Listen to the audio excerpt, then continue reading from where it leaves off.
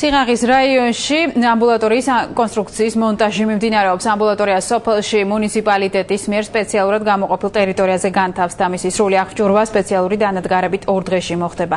კონსტრუქციას ასევე გააჩნია პანდუსები შეზღუდული შესაძლებლობის მქონე პირთათვის. პროექტის ფარგლებში კახეთის რეგიონის სხვადასხვა სოფლებში უახლოს მომავალში 8 ამბულატორია გაიხსნება.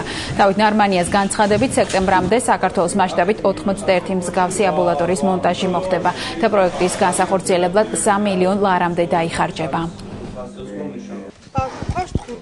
ეს არის აბსოლუტურად თანამედროვე სტანდარტების ამბულატორია, რომელიც ადაპტირებულია შეზღუდული შესაძლებლობების მქონე პირებისთვის და ყველა ძირითადი მოთხოვნა, რაც ჯანდაცვის სამინისტრომ დაგვიყენა ჩვენ ამ მოთხოვნების გათვალისწინებით კეთდება.